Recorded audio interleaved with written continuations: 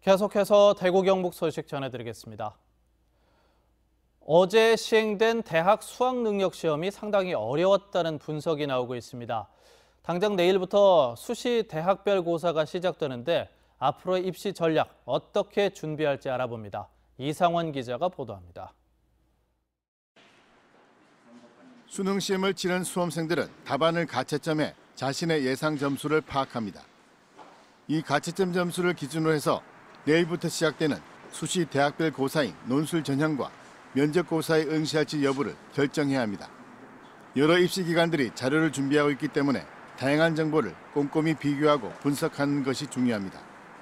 가채점 결과를 가지고 원점수 기준으로 배치 기준표를 만들어서 대학별로 진학 가능한 점수를 발표할 예정이고, 작년과 그리고 올해 실시한 6월, 9월 모평의 비교를 통해서 자신의 위치를 찾도록 도움을 줄 예정입니다.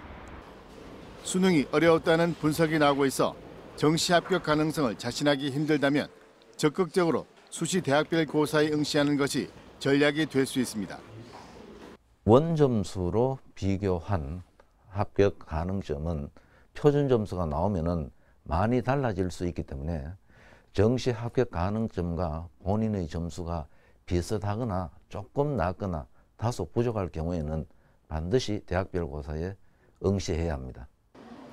다음 달 5일 수능 점수가 발표되면 정시 모집 준비에 들어가게 됩니다. 정시 모집에서는 표준 점수 100분위 같은 수능 점수 활용 지표와 영역별 반영 비율의 차이에서 자신에게 어떤 영역이 유리한지 불리한지 파악하는 것이 중요합니다.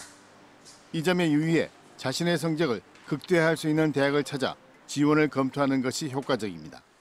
MBC 뉴스 이상원입니다. 이번 수능 시험에서 대구에서는 15건의 부정행위가 적발돼 시험이 무효 처리됐습니다. 4교시 탐구 영역 응시 절차를 위반한 사례가 11건, 디지털 시계 등 반입해서는 안 되는 물품을 소지한 사례가 3건 등이었습니다.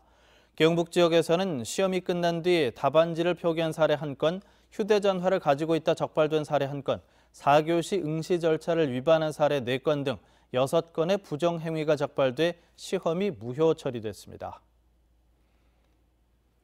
지난해 지진으로 큰 피해를 본 포항시 흥해읍이 특별재생지역으로 확정되면서 새롭게 변신합니다. 하지만 주민 의견 수렴이라는 큰 과제가 있어 완전한 모습을 찾기까지는 상당한 시일이 걸릴 것으로 예상됩니다. 김철승 기자입니다. 규모 5.4 지진으로 가장 큰 피해를 입은 포항시 흥해읍. 지진 1년 만에 특별재생지역으로 확정됐습니다. 내년부터 5년간 전파주택 정비를 포함한 마중물 사업 490억 원을 포함해 부처 연계 사업과 지자체 사업 등에 모두 2,200여억 원이 투입됩니다. 일단 흥해 부흥 사업에 시동을 건 겁니다. 주택 문제가 해결이 안 됐지만 그래도 1차적으로 뭔가 계획을 시작할 수 있다. 이제 이런 것이 의미가 있는 거죠. 전파 등으로 주민들이 이주한 6개 아파트는 주민들이 재개발, 재건축을 하지 않으면 포항시가 매입합니다. 포항시는 6개 아파트 단지를 사들일 경우 이곳에 어린이집과 수영장, 체육관, 작은 도서관 등 공공시설을 조성하기로 했습니다. 또 마을회관과 노인정 등 8개를 리모델링하고 흥해시장에도 문화거리를 만들기로 했습니다. 사업이 순조로우면 인구 유입 효과도 기대됩니다. 주거환경과 그다음에 이제 생활 인프라가 개선이 되기 때문에 흥해 쪽에서 많은 학생들이 거주하고 생활할 것으로 예상이 되고 있습니다.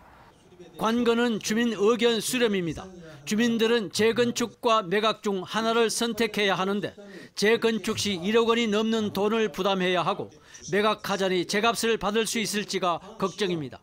적당한 가격은 내야 되고, 그래서 나이 많으신 분들은 그게 총 재산입니다, 진짜. 포항시는 재건축 시 부담할 정확한 금액과 아파트별 감정 가격을 이달 말까지 주민들에게 제시하고 설문조사를 통해 주민 의견을 모으기로 했습니다. 사람이 살지 못하는 이 지진 피해 아파트가 빠르게 변신하기 위해서는 민관의 지혜가 절실합니다. MBC 뉴스 김철승입니다. 질병관리본부가 오늘 전국에 인플루엔자 유행주의보를 발령했습니다. 인플루엔자 유행 기준은 외래 환자 1000명당 의사 환자 6.3명이지만 현재 7.8명으로 유행 기준을 넘어섰는데 이는 지난해보다 2주 일찍 발령된 것입니다. 질병관리본부는 인플루엔자 유행이 시작됐지만 감염 예방과 확산 방지를 위해 인플루엔자 백신 접종을 받는 것을 당부하고 있습니다. 대구 성광중학교 학생들이 집단 식중독 증세를 보여 보건당국이 역학조사를 하고 있습니다. 보건당국은 어제 오후 3시 반쯤 대구 성광중학교에서 학생 18명이 설사와 구토 같은 식중독 의심 증세가 접수됐다고 밝혔습니다. 보건당국은 증상을 보인 학생들 검사 대상물과 월요일부터 먹은 급식물을 보건환경연구원에 보내 역학조사를 벌이고 있습니다. 학교 측은 전교생 급식을 중단하고 학교 소독과 방역을 했습니다. 대구 수성경찰서는 건축 인허가와 관련해서 건설업체로부터 접대를 받은 대구시청과 수성구청 공무원 4명을 뇌물수수 혐의로 불구속 입건했습니다. 경찰은 또 뇌물을 준 건설업체 임직원 17명은 뇌물 공여 혐의로 입건했습니다. 구청 건설 담당 과장이던 A씨 등 4명은 지난해 7월부터 건설업체로부터 골프와 식사로 2천만 원가량 접대를 받은 혐의를 받고 있습니다.